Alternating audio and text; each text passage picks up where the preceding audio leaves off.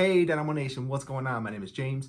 Thank you for being with me today on this episode. If you are new to the channel, new to Dynamo Nation, welcome. I appreciate you being here. If you are not subscribed, please take a moment to hit that subscribe button. Definitely helps out the channel, helps me to pump out more Dynasty content like this for you. With that said, today is a very, very special episode. I'm so excited to do it. This is our very first Dynasty League Dynamo feature video for one of our subscribers. We sent out emails to everyone who had won a video feature like this on our 100 subscriber video in the comment section.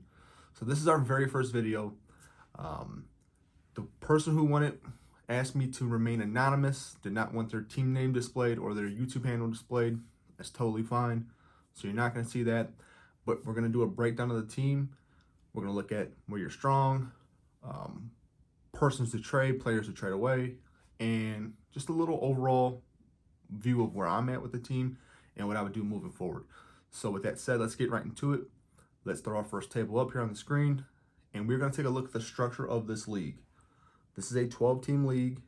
It's a super flex league. We can see the starting requirements here. Obviously, 2 quarterbacks being a super flex, 2 running backs, 3 wide receivers, a tight end, a kicker, 1 flex, and this is standard scoring. So it's a pretty standard, straightforward setup for the league. Let's take a look at the draft pick situation for this team.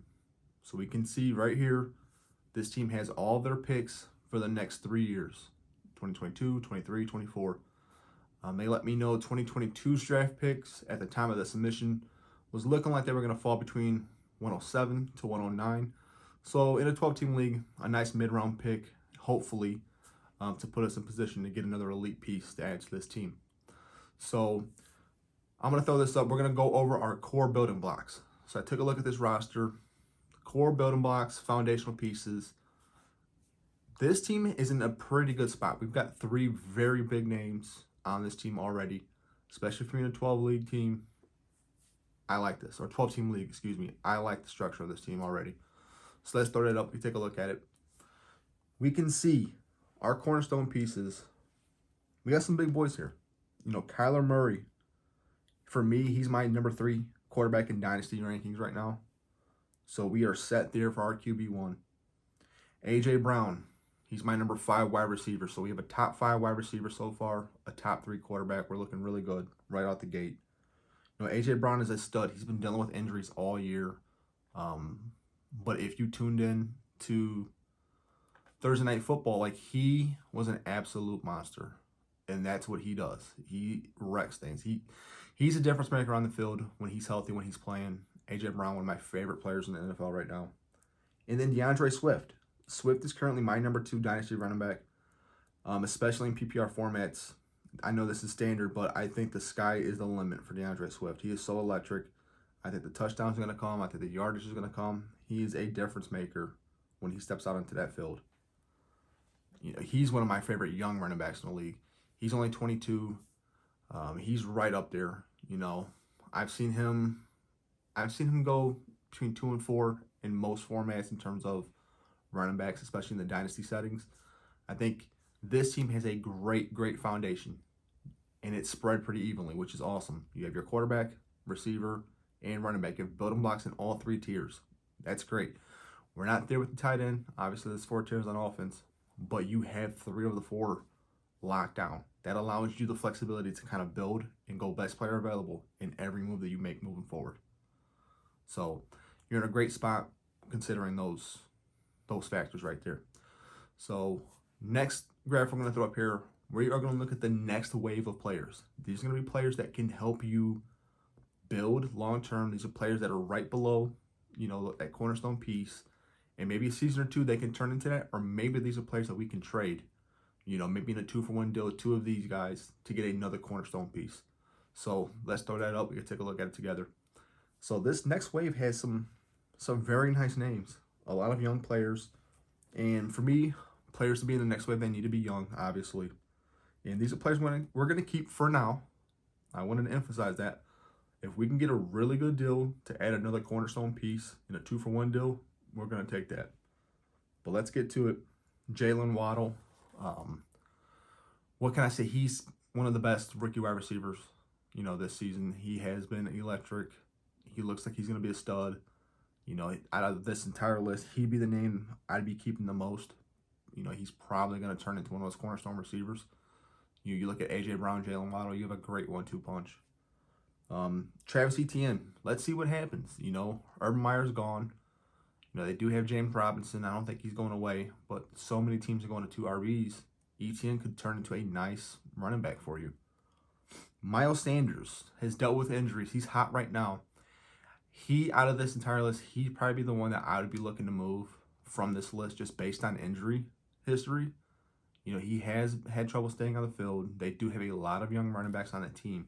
So if you can get a nice haul in return for Miles Sanders, he's probably the player on this list that I'm most looking to move. But Elijah Moore, another great young wide receiver. We've seen some very big games out of Elijah Moore second half of this season. And now we're talking about A.J. Brown, Jalen Waddle, Elijah Moore. That could be a very devastating young receiver core for the next several years. So I'm excited about that for you. And then Darnell Mooney. I'm excited about Mooney. I really am. I think Justin Fields is going to be legit. He's got all the tools.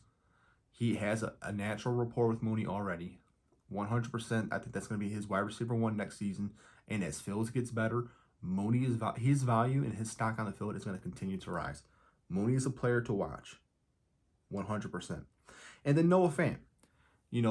We look at the tight end situation on this team. There's Dawson Knox. There's Noah Fant. And between the two of them, they're right on that edge of being top 10, top 12 Dynasty tight ends. So, to me, they're replaceable. Unless you have a top 5 tight end, everybody else is pretty replaceable. But Fant has the most talent on this team in terms of tight ends. And I think Fant, in the right situation with the right quarterback, could ascend into that top 7, top 6 role in terms of tight ends. So, to me, there's a lot of secondary talent on this team with these players. There's a lot. I'd be excited about this if I was you. You have a great middle class of young talent that you can help build around, hopefully to ascend into that next tier, that next building block cornerstone tier to push your team forward in your... Obviously, you've been rebuilding. You have a lot of young players, and I think you're doing it the right way. Your team is on the ascension right now. So you look at your receivers. I think that's the strength of your team right now. A.J. Brown, Waddle, Elijah Moore. Keep up. Keep adding to that room. My philosophy is always to figure out that receiver room first, and you're almost there. So great job doing that. Let's take a look at our next table here, and we can see these are going to be the vets to move. So the vets on your team that I'm looking to move that have the most value. There's James Conner. He has been an absolute god in standard scoring. And I can see, having him on your team, you're probably in a really good situation right now. But Conner, 100% to me, is the #1 touchdown regression candidate in 2022. There's no way that what he's done is going to be replicated. And he might not even make it back to Arizona next year. Let's see. So, James Conner, I'm selling high 100% right now. He has stayed healthy for the most part this season. He's got a long injury history. If you can finesse someone into paying you RB1 prices for James Conner, it is time to cash in and run away screaming and laughing. So that's one. The other is Brandon Cooks. I love Cooks. He's one of the most underrated players. And if you look at wherever he's been, New Orleans, New England, Houston, the Rams, he just puts up numbers everywhere he goes. So, we're looking at Cooks. He's going to go into his age 29 season next year. So to me, that's kind of like that cutoff point. And he still has relatively high value. I would be looking for a late first-round pick for Cooks. Especially for a team that's competing, that needs help at receiver. The way Cooks has been playing, that might be hard to turn down for them. So for me, trading vets like Conner and Cooks, when their values are at a peak like they are right now, this is how we extend our windows. Right? This is how we continue to win, continue to put successful young teams on the field. And the beauty of your team, the structure you have right now, you have the Mooneys, the Waddles, the Elijah Moores to replace the production that you're getting from Brandon Cooks. Right? That's the beauty of drafting well acquiring young talent is that when they're ready to take over, you can trade your vets away to just continue that cycle. So you're sitting in a beautiful spot when it comes to that.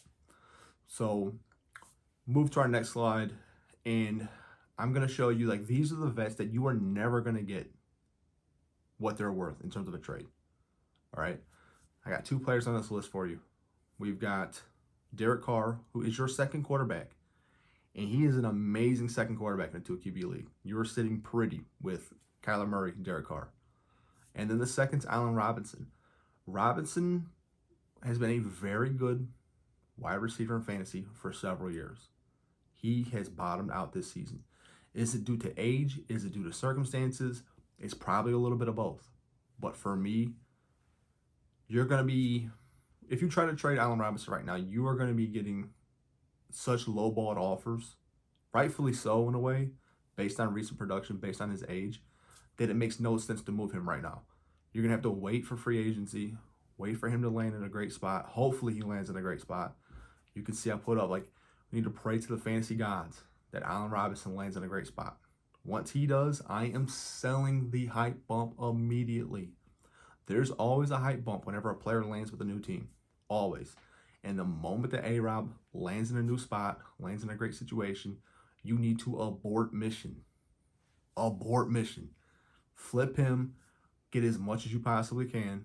The thing is, you don't need him on your team with these young receivers. You need to trade him away for draft picks. That's the one thing about your team. You have all your picks, but you don't have any extra picks. We need to be adding those picks continuously. Seconds, thirds, fourths, whatever the situation may be. Constantly adding those draft picks to replenish talent, right? So A-Rob, 100% is a trade candidate for me once he gets into his new landing spot. And then Derek Carr. Like, you have a great situation with Derek Carr. The third quarterback on this team is Teddy Bridgewater. That area has to be improved upon this offseason. You're going to have to get a better third quarterback. Carr is 30 years old. He will be 31. The thing about Carr, though, is, like, you're never going to get the value that he brings. This year, he's a top 12. He's a QB1 this season. You're never going to get that trade value in return. It's like the name cliche. It's the same thing with Kirk Cousins. Cousins continuously puts up QB1 years, but in order to trade for Cousins versus a lot of other QB1s, the price is significantly lower. Carr is no different in that standpoint. So you've got a great situation with Carr. I would not move him, especially this being a 2QB league, but you're going to have to upgrade from Teddy Bridgewater in your quarterback 3 situation. That needs to be a priority. Like, personally looking at your team, that's priority 1 to me in this offseason. It's getting that squared away. And that may be where you have to use that first round draft pick to get that quarterback. So that's going to be my breakdown. And then, I'll throw it up. You can see I labeled it what I see. And that's basically kind of what I'm getting at here is these are the moves I would make. And we can go over them one more time. I would flip Connor and Cooks. Ideally, I'm looking to flip them for another cornerstone piece if I can. Like, if you can really hustle someone and get one of those elite building blocks, and you're trading a James Conner, to me, the biggest TD regression rate candidate for 2022. If you can trade a James Conner and then a Brandon Cooks, going into his age 29 season, and pull an elite young player at running back or receiver or even tight end, I mean, you're going to be sitting pretty if you do that. If you can't do that, I'd be looking to trade each one of them for a minimum first round pick. Minimum. Just to add more young talent to this team, because you're on your way. And QBs, like I just said, Derek Carr is a great QB2 in a Superflex league, but we're going to have to upgrade from Teddy Bridgewater. That has to be a priority. Like I said, that's priority number 1 in terms of additions to this team. Teddy B cannot be your QB3 going into next season. You're setting yourself up. You're not protecting yourself for injury. You're not protecting yourself during your bye weeks. Those bye weeks are what gets us to. So definitely upgrade there. And lastly, this is a team that I feel can compete for the playoffs next season with the right offseason moves. I think you're in a great spot. The team is obviously getting better. You have great core building blocks. Number 1, you have 3 really elite building blocks, and then you have a great middle tier of young players on the rise. So great job there. You have all of your draft picks. You have younger, vets that you can trade still right now to acquire more draft picks. You've got players that are coming off of career seasons that you could trade right now for high-end draft picks or high-end players. You are sitting very comfortable, okay? You've got your quarterback squared away, at least your starters in terms of Murray and Derek Carr. You're going to have to upgrade that QB3. Like, you cannot go into next season with Teddy Bridgewater. Your running backs, I feel, are pretty deep, even if you move Connor, okay? We're talking about Swift, Etienne, Miles Sanders. You've got some depth there already. And then receivers. Look at your top 4 receivers. In a 12-team league, your top 4 receivers are great. A.J. Brown, Jalen Waddle, Elijah Moore, Darnell Mooney. You're sitting very good there as well. And then still having Dawson Knox and Noah Fant at tight end. Again, it's tight end. It's hard to get elite talent there, but you're doing pretty well. You have 2 guys that are probably in the top 12 that you can just string between the 2 of them, play the matchups. So even at tight end, you're sitting comfortable. So I like this team overall. I think you can compete for the playoffs. I don't think you need to do anything drastic with this team. Your main 2 offseason priorities, I put it on the screen already. You got to trade Connor and Cooks, cash out when their value is at its absolute peak. Okay. Another trade candidate that I did not put up on the screen that I'd be looking to move is Russell Gage. He's had a great finish to the season, but to me, Calvin Ridley's going to be back. He's elite. When he's back, and then obviously Kyle Pitts being there, getting better, Gage is at an all-time high right now. He's another player. You can get a second-round pick for Gage. He's gone. If you have to add him to Connor and Cooks in order to secure another building block cornerstone, don't even hesitate. Just sign off on it and make a move. So those 3 players, though, need to 100% be traded this offseason, cash out when their value is at its peak. So if you can do that, if you can trade those players, either add draft picks or another cornerstone piece, and upgrade your QB3, I 100% feel like playoffs are within reach for you. So that's going to be the video for you. I hope you enjoyed it. Everyone else who's going to have one, the schedule's been put out.